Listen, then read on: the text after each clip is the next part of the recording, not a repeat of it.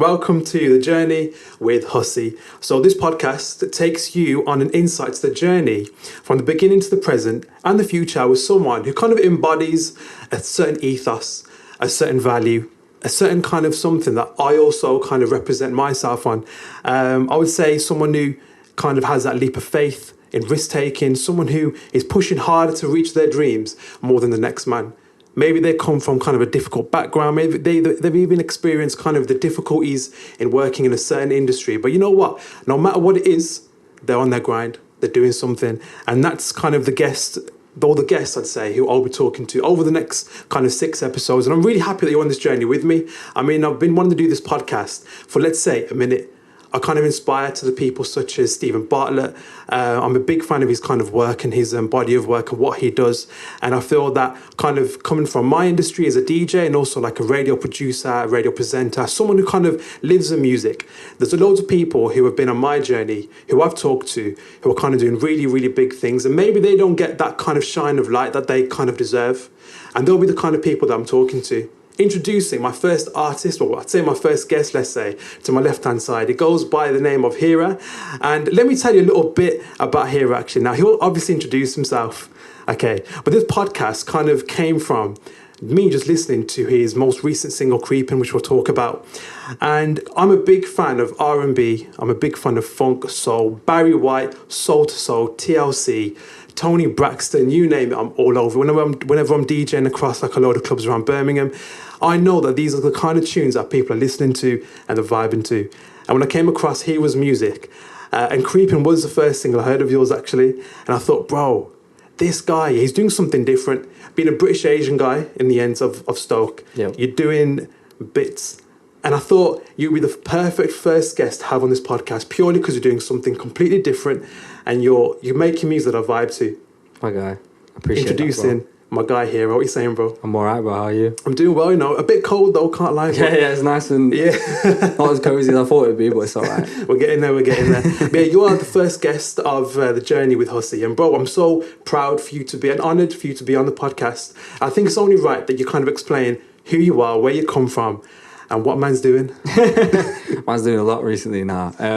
So born and bred in Stoke-on-Trent, like you said, which obviously doing music is a bit of a weird place to come from. But yeah, man, you know, kind of picked up Fruity Loops when I was like 14 or 15, and I haven't really looked back. So here we are. Now we're, you know, doing the whole thing, the whole shebang, bruv. You get me? I'm right in saying that you're not just a singer, you're kind of writer, you're a producer, so you're doing all of it. But I want to take it back to kind of the first steps of creating that name, because you look at your name, Hira, H33RA. And even for me, I was trying to proper dig in and do my bit of research on where this kind of came from. And where does it come from, the name? So Hira is actually my surname, my family name. And obviously for those who don't know, it means diamond. So pretty cool from the get-go, to be honest. I didn't really have to do too much more in it, but I stylized it with the 2 3s, obviously H33RA. It's not as cool as it sounds now, because basically it's just so it was easy to Google, basically. But yeah, that's basically where it comes from. That's my family name, and I just wanted to I wanted something to embody, like, you know, what I am and where I come from, and I just thought, you know, what better way to do it than actually have it, you know, your surname as your actual artist name. So it's basically where it comes from, bro. Yeah, fully. It's hella Googleable now, so. That's the main thing, you know. I mean, even taking it back to kind of like when you first got into music, like Hira, what is Hira? I'd say, how would you describe his music in kind of 3-4 words? 3-4 words? Bloody hell. I think at its core, R&B. Definitely, whether that's 2 words, I don't really know. But I'd say R&B, I'd say... Bro, you put me on the spot now, I can't lie. That's the whole name on this podcast, bro. The thing is, I always get asked this question, innit? And I always struggle with it, bro, because I'm like, I don't really know. It is what it is. But I think at its core, it's R&B, but I like to call it kind of R&B and other, which allows me to kind of dabble in different sounds and kind of do different things. But like I said, at its core, you know, at its heart, it's R&B music, and I like to just kind of go off on a tangent now and then. But I think more recently, like especially with the Creeping Tune and obviously the music that we spoke about previously, like my upbringing is very kind of 90s, noughties R&B, and now I think, you know, it feels like a really good time to be just dabbling back in that world and where I came from, and that's it's kind of all coming full circle. Fully. So, you know, I think even being like, because you're really young, 27 years of age, you're not even kind of at the peak of your journey. This is kind of just the start. So even kind of in the next couple of years, who knows where you're going to be. But let's take it back all the way to that first time that you thought, you know what, I've got an idea and I want to pursue music. And to be fair, even bringing in your culture too, because I think even being a British Asian brethren, it's a different kind of route to be taking, bro. You know, you haven't got the hat for the lawyer, bro. You're not the lawyer enough to get me. Funnily enough, like I actually studied triple science at GCSE level. Yeah, what level did you get, bro? What grades were you getting though? I did terribly at A level. I can't even lie. Like GCSEs, I did well. I was always naturally academic in it, and I was book smart, but I was street smart. So I kind of got through school just vibing. I'm not gonna lie. Like I used to piss about, to be honest with you. But I'd still get my grades. I still got what I needed to do. I needed to get. How many GCSEs have you got in total? I got 14. Bro, that's all right. I got 14. You know what? I pride myself in having 11, you know, but you got the 3 extra. 14 still, like, but 11's still good. But the thing is, like, it depends on the grades, innit? Like, I think I got 1 A star, 3 A's, and 9 B's. Is that 14? Yeah, you never failed one? No, how many languages you do? I did French and Spanish. French and Spanish, Yeah, you know. I got a B in both. Yeah, it's not bad. We like writing notes on your hand when you're doing the speaking test. That's to be fair, do you know what was actually good for me in Spanish? I had a close friend of mine, obviously, sit next to me in it. Yeah. This friend was actually Portuguese, so like Spanish and Portuguese are quite similar to a degree. So sitting next to him just made my life a little bit easier. You would have failed. But to be fair, like he just used to write in Portuguese, bro, and the teacher would be like, "Yo, what are you doing? Like you're writing in Portuguese," and man was like, "Yeah," but he still did all right in it. But like, yeah, man, I think kind of growing up in school, I was always academic and, you know, pretty intelligent, to be fair. Got to college, and at this point, I had picked up like Fruity Loops or started to make beats and kind of dabble with making songs, writing, whatever it may be, because at this point I wasn't a full-blown artist that I am today, and it got to a point where I wasn't really enjoying college like that.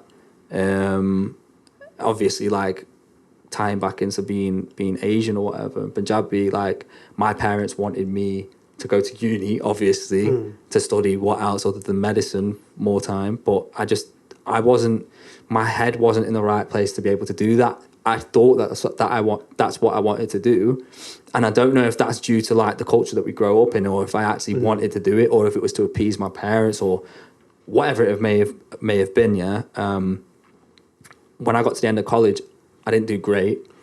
I didn't do great in my A levels, and I just thought I'm just kind of ready to really pursue this now.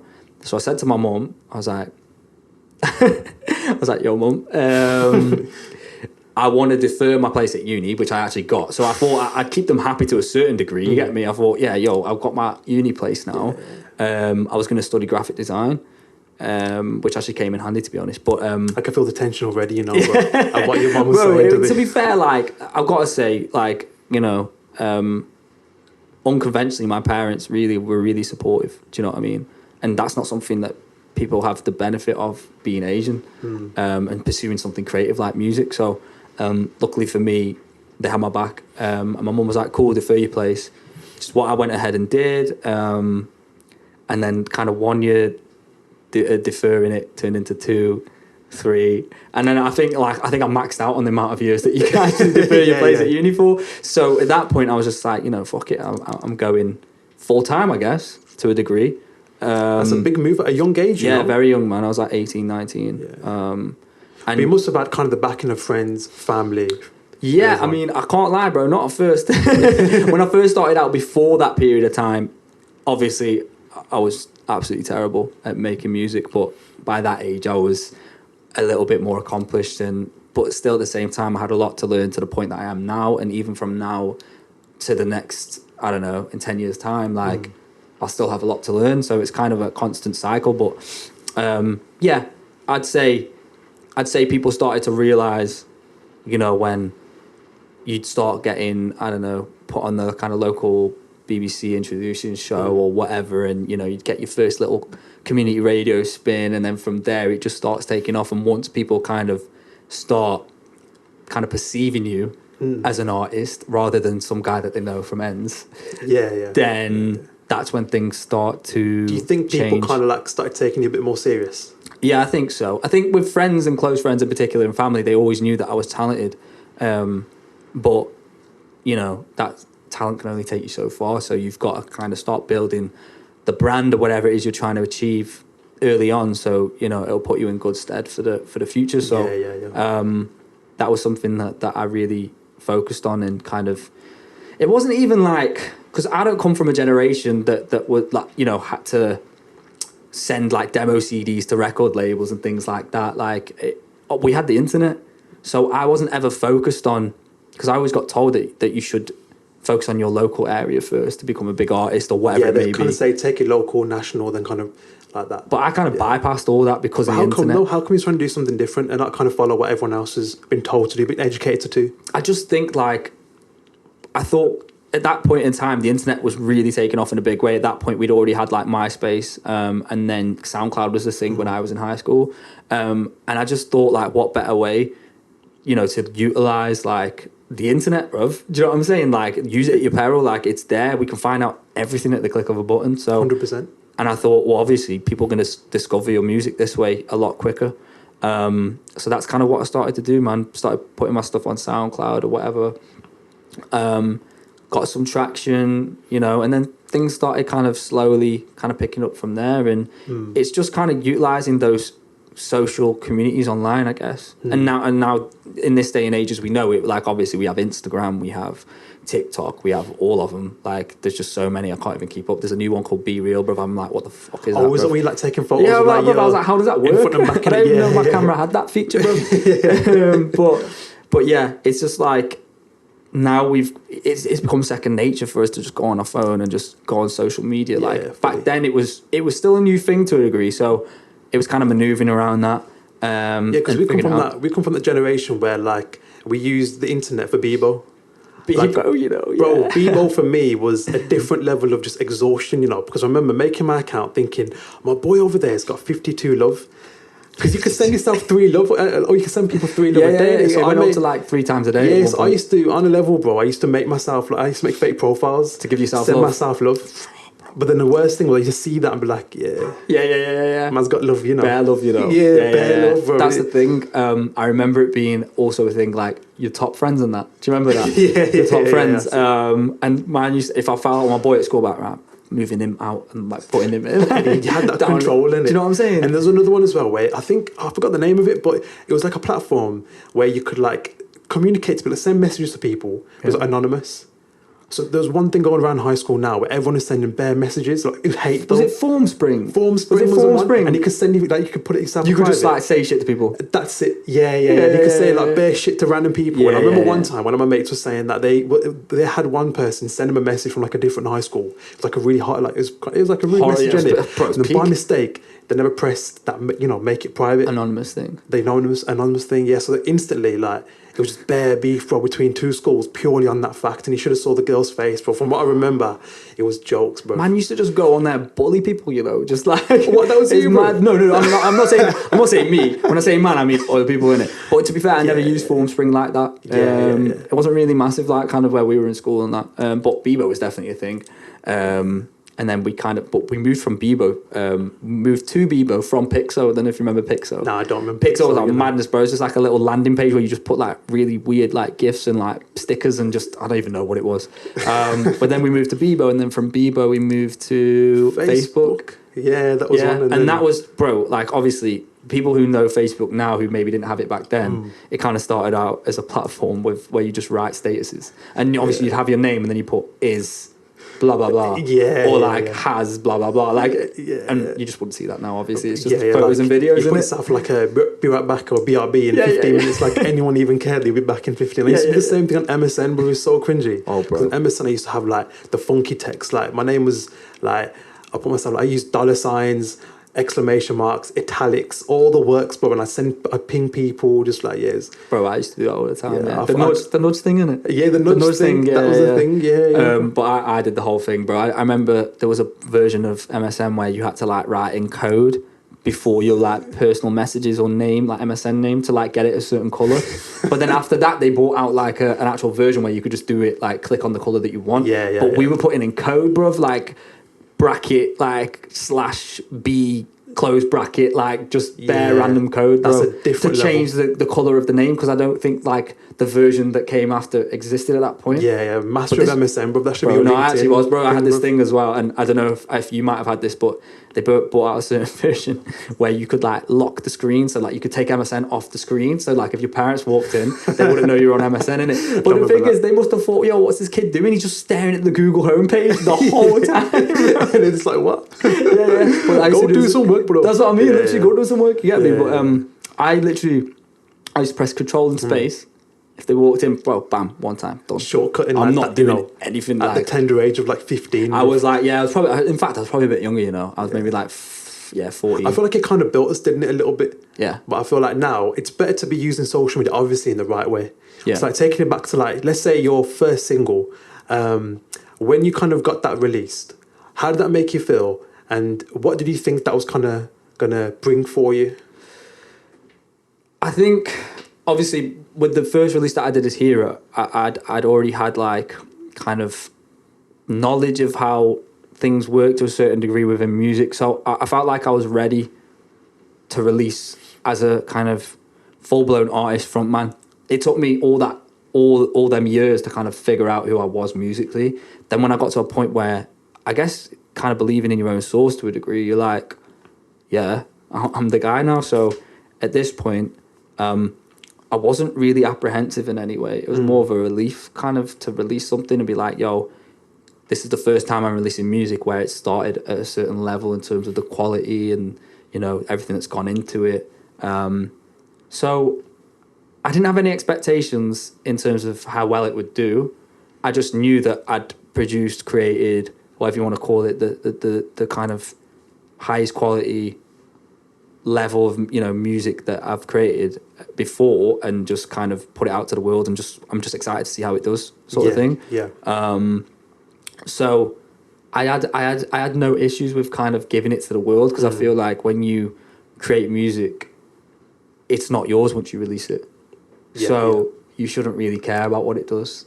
It's a good mindset to have. Do you know what I mean? Because I think for a lot of creatives, a lot of singers that I know, they kind of hold on to their baby for too long. Yeah. And again, I think it kind of relates back to what we were talking about before, where you're kind of procrastinating a little bit. Yeah. You're kind of taking too long. So it's good to see that you're kind of like, yeah, you know what, I've got a single, I'm going to release it. Yeah. That's my material for the whole world to hear. That's basically what it was. And I think that first year, I'd already planned out to drop a song like every 2 weeks for the whole year. Commitment. And that's because I interestingly watched, I think it was a podcast or an interview, and it was with Russ, the American rapper Russ. And before he kind of had his moment and before he popped off, he was doing like a song a week or something, and like releasing them on SoundCloud or whatever.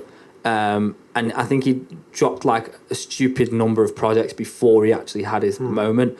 And that kind of inspired me to like be consistent with output and, you know, keep the quality up, but like be consistent most importantly, because when you're a new artist, and he said this thing which resonated with me and still sticks with me and always will, it's like, nobody knows who you are, so why would you care about oversaturation and things like this? All these little trivial things that like new artists think about. But and I say this now to them, like if new people are coming up, and you know, I'm still new in the grand scheme of things, but like if an artist who hasn't made music before wants to start dropping, you know, tunes or whatever, and they'll be like, oh, I can't post on Instagram today because I did this yesterday, blah, blah, blah, and I can't do this because, I'm like, bro, no one knows who you are. So it's like, it doesn't matter. And I think that's just such a great way to look at shit, bro. Yeah, because I think you think they're going to upload every single day. People are going to be thinking, this guy, man, he's so boring. Or the guy's posting too much. Yeah. And that's what that's what I think anyway. Yeah. But I think you're right, you know, because even if I'm listening or I'm looking back at kind of like artists that I kind of like love and kind of look up to, like Future's one,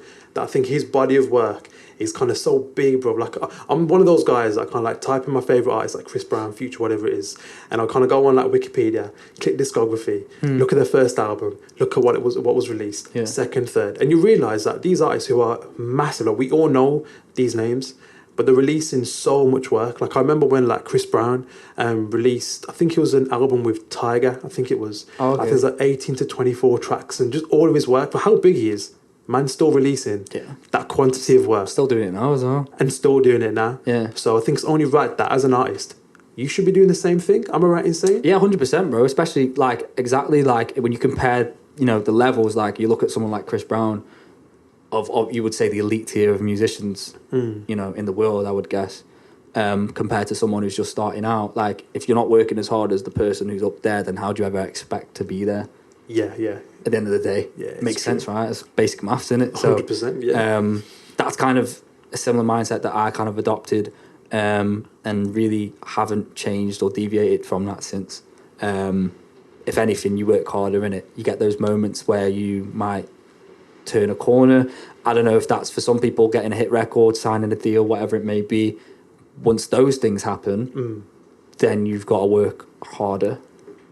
And, you know, I think having that mindset is just something that I've always had. Don't get me wrong, I unlocked it at a certain point. It was there, but it wasn't unlocked. Yeah. But then I got to a certain age where I'd found a work ethic, and that just, you know, releasing music and that moment in time just went hand in hand, and I was able to effectively release music, be consistent, you know, be on socials. Because you got to be a one-man band now, bro. You got to do your social presence. You got to do, you know, even the little bollocky bits, like where you've got to upload your music to the distributor and like just all the little admin bits, you know, people, that's a lot of the thing that people don't see behind closed doors, is just how much work you're actually doing outside of releasing music. Yeah, but I think with you though, like even you saying that you've got a team with you, and how have they kind of inspired, influenced, distracted maybe your kind of like journey so far from when you first met them up until like the present moment, and how's that kind of worked for you?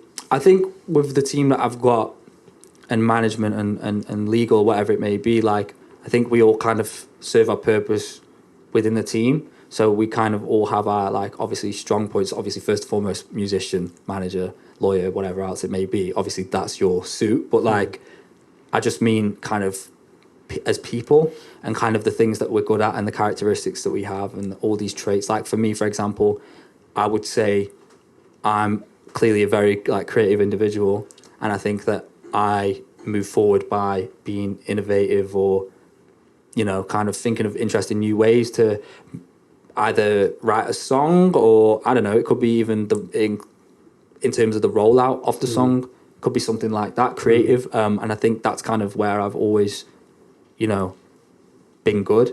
Whereas my manager is like business, you know, getting things over the line, like numbers. It's things that you need within a team to keep moving the whole thing forward, you know what I mean? And I think we kind of mesh together and fuse together in a nice way that just, I said, just keeps the train going, bro. Yeah, like, I think for myself personally, as like a DJ and working full-time in radio too, I used to think for myself, I can do everything myself. And then you start to realise you can spend less energy sending an invoice to a client and spending more energy in the studio, more energy working, kind of working on reels, or kind of even doing something like this. Yeah. Like this literally came about, like even this logo, for example, came about from me being in my partner's bed and being like, I got to do some, you know, quickly make something one time, whereas I could have been doing in the past, it would have took me ages to be doing something like this. You know what I'm saying? So I feel like you definitely need that kind of team, even if it is your partner, maybe like your brother or whoever it is, your manager, lawyer, to kind of be behind you to really kind of push you to the next level. Yeah, it's like we were saying in it before, where there's never really a right time to do anything.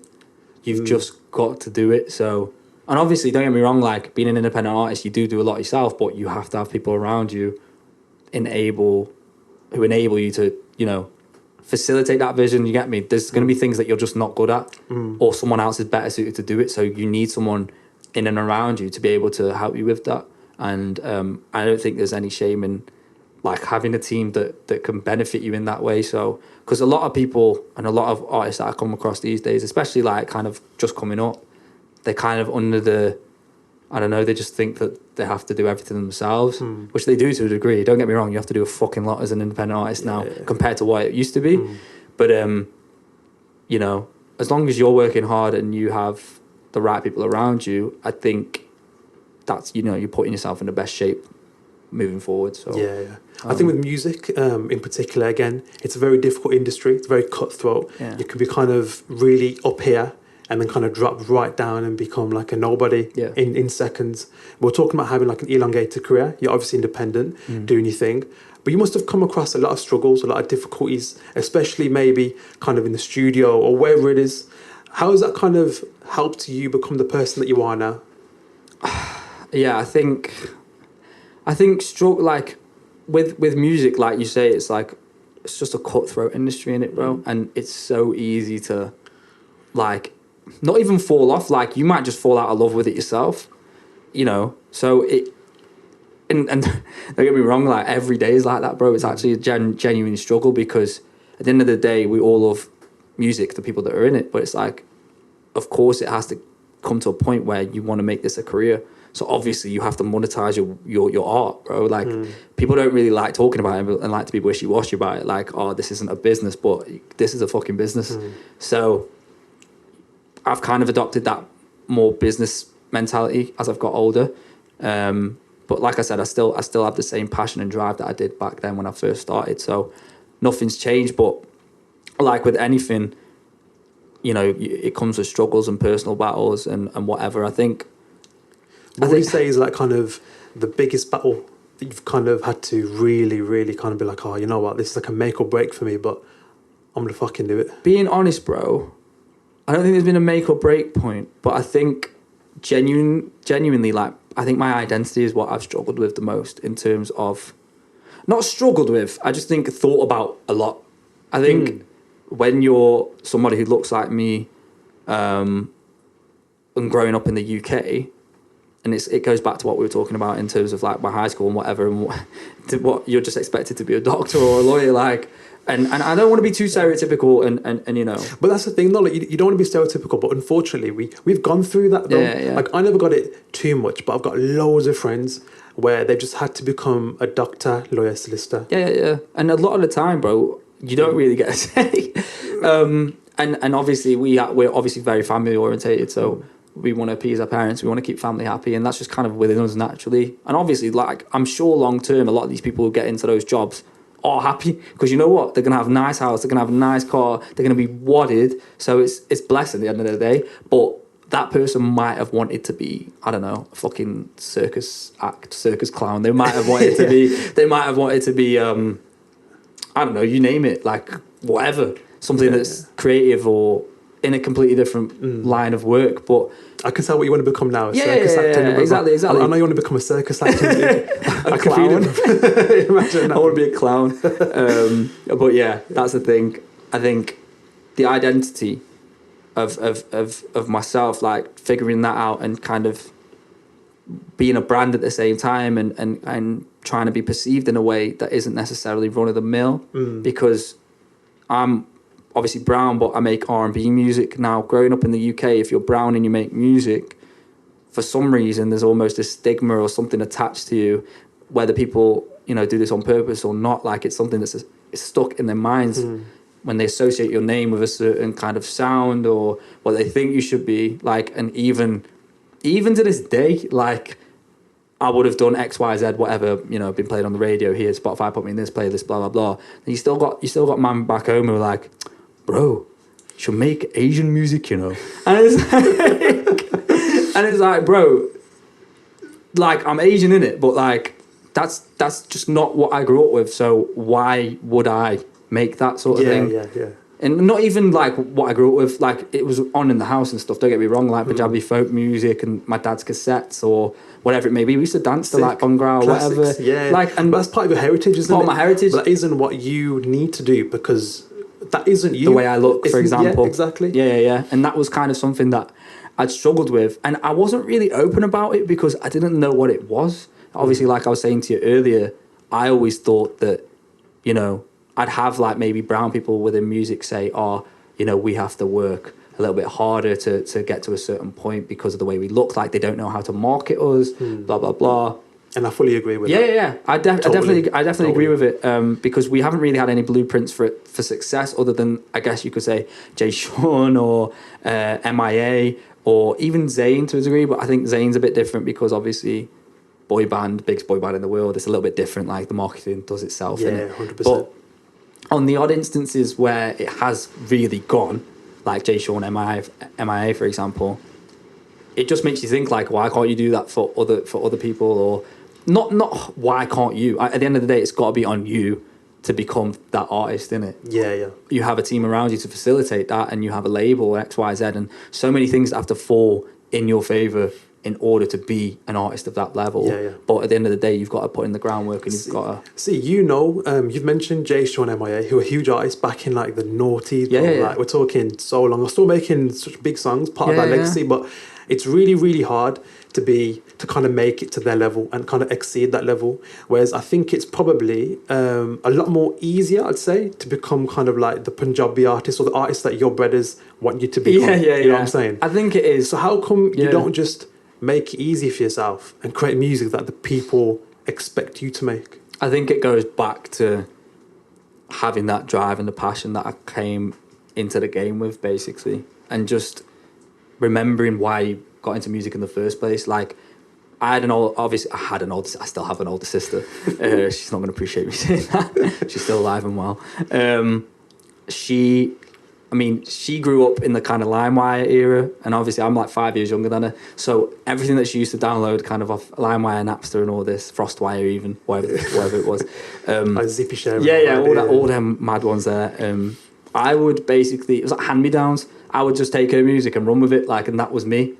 And from that, I realised that like noughties and 90s kind of R&B, which is what my sister grew up listening to, is kind of what my bag was. So, and I've always been someone who doesn't shy away from a challenge in it, like, ever. So I wouldn't ever make myself, I wouldn't ever make anything easy for myself because, it's the lighter option. Yeah, it's do you know what I'm saying? Easy option. That's what I'm saying. I would never do that because then you're compromising the art, and then that just takes away from what you got into it for in the first place. So I said to myself, like, I want to do R&B music. I want to be a producer, a writer. I want to be a singer. I want to do it all myself. I want to do it from my bedroom, and I don't give a fuck what anyone says. And I'm just going to do it that way. You got to be you, brother. Because you know what, I always say, like, someone else is going to take the opportunity that you could have had, and then you'll be thinking, that guy over there took what I could have been. That's what I'm saying. I don't know how to be anyone else other than myself. Yeah, and that's the way you've got to be, bro. Yeah, and they say, like, as you kind of go through your journey or whatever, whether it's in music or any other industry, like, they say that naturally kind of things start to change, or you change, and, but genuinely, bro, I can't see myself changing, innit? Yeah. Don't get me wrong, I probably will in some aspects, but, like, whether that's, I hope for the better, like being positive things, like being more mature, for example. But generally, kind of my outlook, the way I see things, I can't ever see myself kind of, I feel like I'm just too old for that shit now. I hear you. Well, you mentioned that obviously you're a big fan of R&B music that came kind of passed down from your sister. Yeah. And before this, I asked you to bring a CD, single or album that kind of represents you. Yeah. And I've got no idea what this is, so I'm really hoping that it's an R&B single, because let me see what we'll see what I want in it. But I want you to explain what this means to you. Okay. All right. It's like show and tell, man. It is, isn't it? I feel like I'm at school. Primary school. So vibes. this, I'll let you have a look at it. You can maybe put it to the camera. Oh, you've chosen. Yeah, bad boy classic. Yeah, you've chosen. You're gonna get me in my feels, You're gonna have to do a little rendition of this one. No, this is okay. So it's chosen. 6 segment. Justin Timberlake, "Cry Me a River." Hopefully you can see that on camera. And then obviously if you're not watching this and you're listening to this, I'm pretty sure you'll know how "Cry Me a River" goes. Yeah. I won't ask you to do a rendition of it. Oh no, I'm not going to do that, bro. And you know what? You looked after this as well, Yeah, you looked after this one. Okay, this single then. I'll let you hold it. Thank you, bro. But what does it mean to you? And how come you chose this out of any record you could have chosen? I think the one that I actually wanted to bring was Justified, the actual album that this is off. But I think this song is significant because I feel like it embodies a time in my life where I actually started to realize that like R&B was my bag. Do you know what I mean? And one of my favorite producers who works on Cry Me a River and the Justified album was Timbaland. And it was kind of a thing that happened, but kind of in hindsight, like when you get to a certain time in your life, you kind of look back on that period of time and you start realizing and kind of rediscovering the music that you loved in it as a kid. And for me, Justified was one of the best albums of all time for me. And the people that worked on it, like I said, Timbaland, Pharrell, Chad Hugo, obviously the Neptunes, Scott Storch, like they are all like my favorite producers. And they were at the time, I just didn't know it. And then as I got older and kind of you start doing your research and you look into records, obviously as you become a writer and producer yourself, you know, you start kind of getting into the ins and outs of how records are made. And those people that I've just mentioned there, like, are like some of the goats of the game. And like, Cry Me a River, I think it was a time like Justin Timberlake was, I think he just split up with Britney or something.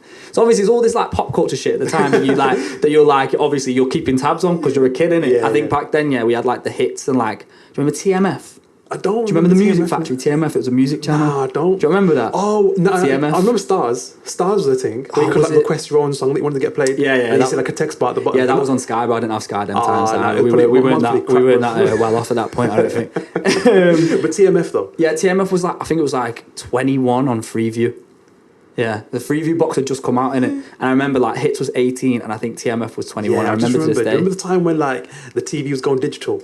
And everyone got told to like refresh their boxes at a certain time because they're going digital. Yeah. No, I actually remember that, bro. That's what's mad. I do remember the that. world was going to end, bro. I remember the time when the world was meant to end in 2012. And then I think Jay Sean released a tune called 2012 and it They brought out that movie as well, innit? Yeah, there was some times, bro. Yeah, that was it, bro. We lived through that. But yeah, this is it's my bread and butter, bro. It's what I bought with me. Nah, thank you for bringing that. Especially the fact that I never knew what you'd have bought. I was expecting like an R&B thing. R&B, to be fair. I thought you might have bought like a Punjabi kind of like CD maybe. Yeah. But now I respect it. Okay, I want to talk about now the reason why I kind of... to be fair, I know about it because of this song. Yeah. The first time I heard it, the first time I pressed play, I was like, it's giving me like Candy Rain vibes. Kind of like Only You by... 112, is it? 112? Yeah, I believe R&B. Only You? Yeah. By Only 112? You? I don't know, bro. You're better versed for 112 because I only know like Peaches and Cream and a couple others. You know what? It'll come to me in a bit. But it's going to be proper old school, like TLC kind of vibes. I think TLC did actually release a tune that was called like Creepin'. Was it Creep or Creepin'? I think it was Creep, you know. Sick sample. Chris Brown used with Zendaya one time. Yeah, Creep. Sick. But yeah, Creepin'. How did it come about? And honestly, bruv, as a record, I love the body of work, you know. Thank you, bro.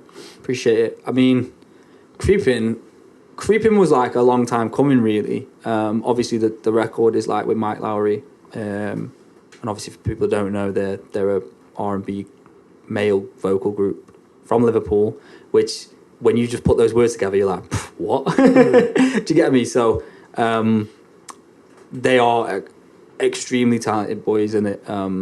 And you know they've been around for a while. They've done the thing in it. You know, they were signed to a major label, etc., etc. They've had your kind of typical career as far as kind of being an R&B group in the UK goes. But I think with the boys, I just wanted to. I started out as a fan of them first, and the way we came together was actually through a mutual friend. Two mutual friends actually. There's a producer from Liverpool called Hazard. And there's an artist from Liverpool, and also obviously both of these guys are my boys as well. There's a guy called Raheem. And they're both from Liverpool, and I actually had a session booked with Hazard, and this was years ago now, to get in with him and just work together or whatever. And we got in, and I think Raheem had passed through that day to the studio, and I think either Ben came through from Mic Lowry. I can't remember exactly, but that would happen quite a bit, where like, because Liverpool's so small, you kind of cross paths with people all the time, and especially within that circle, that would happen a lot. And then from there, we would start kind of naturally, obviously, relationship-wise, getting closer as people, but like we started working together as well. But kind of just on the basis of like, I was just like the boys' mix engineer initially. Like, I just used to mix their songs. And then I did one, then I did two, then I did three. And naturally, obviously, you're always in contact with them then at that point. And then it was Ben, really, that I would speak to the most. And we would just, like, ping ideas back and forth. And then slowly but surely, we realised, like, we had such a big catalogue of tunes that we'd just kind of done together in terms of ideas, throwing back and forth. And one of them, obviously, was Creeping. And kind of during this time, and it's still happening now, we're in the process of finishing their project. And kind of, I guess it's going to be an EP. But I just really wanted to, even as a fan, like, I wanted to get involved with the boys, because I feel like they are R&B to its core. And I've said this to them, and I don't think they'll mind me saying, I don't think the catalogue that they've got so far, even though there's great records on there, I don't think it fully embodies them, who they really are. And I wanted to get that out of them. Obviously, it's because, you know, they would have had the whole major label route, etc., and they've done some really big things, like I'm sure they're grateful for. But I just think, I don't think there's been anyone that has come in, like, as a producer or a writer or whatever it may be, to really grab it by the scruff of the neck and say, like, you know, I know what's gonna work for you boys, like, and I think we just kind of bonded over that love of R&B, and now genuinely, and this ain't being biased, yeah, and I'm sure they'll agree, like, they're making the best music of their life right now. Yeah. And I mean, I've got a little part playing it. But then obviously being the exec, I guess, behind this project, Creeping kind of was born out of that. And initially, like most of the records that we do together, they kind of start out as an idea that I'll put together. It might be just a hook at this point with a beat or whatever, and I'll just ping it over to them, and they'll fuck with it or they won't fuck with it, and that's kind of how it goes. It's a really kind of healthy working relationship. I can see it. Bro, it's just easy. You get me? Like, do you like this? No. Cool. Move that way. The next edit. That's what it is. And Creeping was basically that, and I'd already written a verse for it, but like usually I would just take my verse off if they were going to kind of bring obviously the rest of the boys in. Oh, okay. Maybe your part would be like a bit like a demo. Yeah, like a demo bit, like if here's what I've done, you can keep it, you can copy it, you can do this, do whatever you want with it, basically. Makes sense. But at this point, obviously, it was just me pinging it over to Ben, and obviously Dalil, Kane, and Michael obviously jumped on it later on when we'd kind of developed the idea a little bit more. But a funny, obviously, story, and I think I've told you this, innit? But that song, I had the beat there. I'd made the beat like earlier in the day, and I was just driving around at night, which obviously some music producers, mostly, if not all, can relate to driving around at night, just listening to stuff that you've made earlier in the day. But I don't mean like just listening to it casually. I mean over and over and over again. Yeah. And that's basically what I was doing, like 2 a.m. And I bet every time you listen to it, there's another part you need to change when you go back to studio. Yeah, basically. Yeah. That's basically how I do things. But with this song, the actual, like, you know, the start of it, when it was just an instrumental, basically, I was just driving and, bro, just there and then, like, the hook just came to me. This is very rare. It's not really how I usually create records. Like, I'll usually maybe do 3 or 4 takes, just kind of off the cuff in the studio or whatever, and then you'll start to kind of piece things together, the best elements of what you might think works well for the hook. But in this instance, like, the whole thing had come to me, at least melodically, like, straight away. And I was like, shit, I better record this, otherwise I'm going to forget it. But my phone was connected to the car and the Bluetooth, so I couldn't record it. So I don't know how I did this. But, like, I remember I sent a video to Ben at, like, 2 a.m. where the song was playing in the car, but I don't know how I did it. It must have been on Snapchat. You know how you can record on Snapchat and the audio still plays. And I sent him a video of me just kind of doing the hook in the car. And then from there, obviously, he got gassed, I was gassed, and then it just kind of came together from there. And yeah, that would have been a few months ago now, and obviously the world's got it now. And it's doing really well, man. Like, we went to, I think it was like, we peaked at number 2 on the iTunes chart, on the R&B chart, which, again, by the way, I didn't know anyone still, like, uses iTunes, but, like, I was like, yo, that's sick. Yeah, but like, thinking of, like, Spotify streams. Yeah, like, 16-year-old me would have been gassed, bro. Yeah. You get me? But yeah. So it should be, man, because 16-year-old now transformed into a 27-year-old releasing tunes, bro. Yeah. No, I appreciate it, bro. And it's just been really nice to work with people that, you know, you come from a similar background as well. Like, they're from Liverpool, for example. I'm from Stoke-on-Trent. Like, I guess Liverpool's a lot nicer, but like, in terms of creating R&B in the UK, you know what I mean? And obviously for them as black guys, and then for me as like an Asian guy, like in the UK in general, it's difficult to put out R&B, and then you put all these other factors into the mix, and you know it becomes a bit of a mission. But like, nah, we're doing it, man. And yeah, like I said, I started out as a fan of the boys, and you know it's nice to see things come full circle and actually have a record out with them and be involved, very involved in what they're doing. It seems like you are, you know, but it's also sick to see that you're also helping them on their journey at the same time. Yeah, and I can see that you also put like a lot of you. Like all your energy, your personal energy into like projects and stuff. And I mean, I asked you about the single that I wanted you to bring in, which you've done. Another thing I wanted to bring was kind of weird, kind of like a bit like off the cuff, a bit kind of different, let's say. It was one thing that represents you. And again, I didn't want you to bring your birth certificate, bruv. No passport. I don't even know where that is. My mum will have to get it under the mattress somewhere. Always in the random book, in it under the mattress, bro. Always in a random folder and that. But I asked you to bring something that represents you because I can see that there's a lot of kind of like emotion, like, and you put all that onto your records too. Like you've come from somewhere. So I knew he was going to bring something good. You know what I'm saying? And again, I'm not seeing this. So let's take it out. Review. Yeah. I don't know about putting this into my records, bro. This is sound like a bit of a. This is what I have brought to represent me. Maybe like outside of music, really. Yeah, and people are gonna be looking at this thinking, "Why has my man got a bag of crisps?" The £1 bag as well. The £1 bag of crisps. The Transformer. Mine went straight up. Obviously, all the crisps are available, and that. Other flavours too. Yes, all the flavours. This is therefore the best flavour. This is the best one, spicy. The spicy one, innit? You put like the circles around your fingers and then. Yeah. Bro, do you know what? I didn't know. Yeah, for time. Look, you can make a transformer out of it. You know, I didn't know that. Make a transformer. That's what I'm saying. Oh yeah, but it looks more like a car, though, isn't it? Yeah, but obviously you got this. Oh, yeah. Of course, bro. And I didn't know this until like not that long ago. It's a groundbreaking. Man was just eating them. But yeah, bro. I bought this.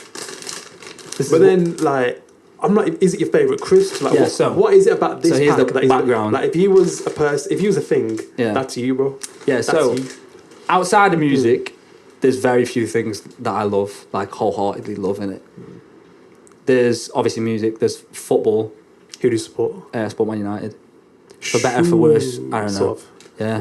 Ronaldo's the GOAT though. Still. Don't know.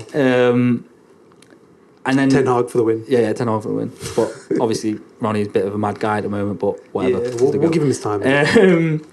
These, bro. Like if anyone knows me, they either think music, and like if you ask my mum, she think crisps. Because bro, I swear down, like my diet, to be fair, it's been on point like as of late, like as I've got older. But these, I bang crisps like no tomorrow, bro. And I thought it was interesting. I thought it was quite funny to bring them in because, like, I'm somewhat of a crisp connoisseur. I'm not even gonna lie. Like, I'll have genuinely in-depth. I even had a conversation the other day with someone where I had an in-depth conversation, and the question basically was, if you had to bang 70 bags of crisps, which bag of crisps would it be and why? Bro, I had like an hour chat with this person about it. What was the answer? Well, I said I'd go for skips because I could bang 70 bags of skips easy and I wouldn't get no like mad, like it wouldn't hurt my mouth or whatever. Fluffy. Whereas if you banged a bag of salt and vinegar discos like 70 times, you're done in it. Bro, you're bringing me back some memories from prom days. That's what I'm saying, now, bro. Know. Obviously, my cousin's got shops in it and I'm always there, so I've got, access to crisps. So Transformers, genuinely, like, sounds so stupid, apart from all the other crazy shit that goes on when you're at high school. This bag of crisps, like, just takes me back to a time in my life where things were simpler. And this is still one of the GOAT crisps, in my opinion. But, so musician slash crisp connoisseur. Crisp connoisseur, you know. What would you say is the worst crisp you can buy? Because this is debatable now, because I've got my answer. Question, you know. I mean... The worst crisp? I'm not the biggest fan of kind of, you know, like McCoy's. Oh, I like my McCoy's, bro. I like them to be quite like fluffy, kind of like the texture is important to me. I think McCoy's, I can't have more than one bag because I feel quite heavy on the gut. Quite hard, isn't it? Quite hard, yeah. It's the ridge on the actual. I do love McCoy's. I got to say, they brought out this chip shop limited edition version, curry sauce version, which were amazing, bro. Just for if anyone wanted to know that. But I think the worst crisp, to answer your question. This is going to be controversial, you know, because I feel like people love this crisp and hold it dear to the heart. Mine, bro. But I don't rate Walkers. I don't rate walkers, and I don't rate we especially ready salted walkers. Oh, boy, that's like the epitome of the basic, but That's what I'm saying. But people like tasty. walkers though. But I'm like, nah, bro. I don't. not rate even it. the prawn cocktail flavour. Okay, prawn cocktail ones are nice, yeah. But I'd rather go for something else. If you give me walkers and then a choice of like any other crisp, I would go for the other option. He said it right there, you know. I guess if you're walking around town, you see here over in Stoke and that, don't be giving him a bag of walkers, you know. Don't be doing it. Bro, Give him one of these you get me? instead. Yeah, Transformers. And the £1 bag as well. So he's got money as well. The Bro, geezer's got money. If I ate these like right now, you'd see how quickly they would go. Like, whole thing gone. 2 seconds. Bro. Like, yeah, literally genuinely about 30 seconds. That is probably, I mean, I was going to say it's the best thing someone's bought. It's the only thing so far. It's episode 1 in it. I'm sure someone might bring something better, but like, nah, I thought, you know what? I thought it's cool. It's a cool thing. People don't know I bang crisps like that, and now you know. Love it. Moving on to the final question now. So, I want to catch up with you a year today on this date. So, is it the 21st of November? No, it's 24th of December. Thursday, the 24th of November, 2022, Okay. yeah. It might be a Friday next year, but 24th of November, 2020, I'm going to catch up with you. No matter what I'm doing, no matter what you're doing, we're going to catch up. Okay. And we're going to be seeing if you've hit that goal that you set yourself on this show. Okay, so in a year's time, 365 days, unless it's one of those days in February, you know, when it's like the extra day and that. Yeah. Depends. What is your goal? Where do you want to be this time next year, bro? Oh, and I don't want you to be. I want you to be thinking up there as a person or like musically, or I would as a person and musically. Oh God. Okay. All right. I think by this time next year, I definitely want to, as a person, or maybe this is business. I don't even know. I definitely want to have invested in a property. That's one thing that I've really wanted to do. I just think that's relevant to my life right now, just kind of where things are going. I think musically, hopefully a bit further along than I am now. Do you know what I'm saying? I think with music, it's hard to set yourself goals because you just don't know what to expect a lot of the time. But I think for me, this time next year, maybe a tour, like a mini tour. Nothing too crazy. I mean, doing the world just yet. You get me? We've got a long way to go yet. But no, I think yeah, the live show is something that I've really kind of taken my time with. So I want that to be right before we get to give it to people. But I think that's naturally the next step. So tour and yard. Okay, so Simple. property. Man wants a property and a nice mini tour as well. Yeah. Yeah. All right. UK tour. We'll keep it like UK, 2-3 dates max. I'll be tired. Banging out Christmas, you'll be tired. You get me? after That's a what I'm couple saying. of That's what I'm saying, bro. This time next year, then 24th of November, we're gonna make sure Yeah. you're exceeding those targets. We're All gonna right, see. say no Bro, more. honestly, Hopefully I've got 2 yards. and then 2, 3, even a fourth, man. Why would 2 get 3, 3, 5? Bro, it's been an absolute pleasure having you Thank on. you for having me, bro. You're basically part of the journey. You know what I'm saying? You've been part of my journey too. So thank you for being part of the episode, man. Thank you, bro. Thank you for having And me. yeah, you can catch the next episode very soon. You've been listening, watching, streaming, whatever it is. The Journey with Hussy.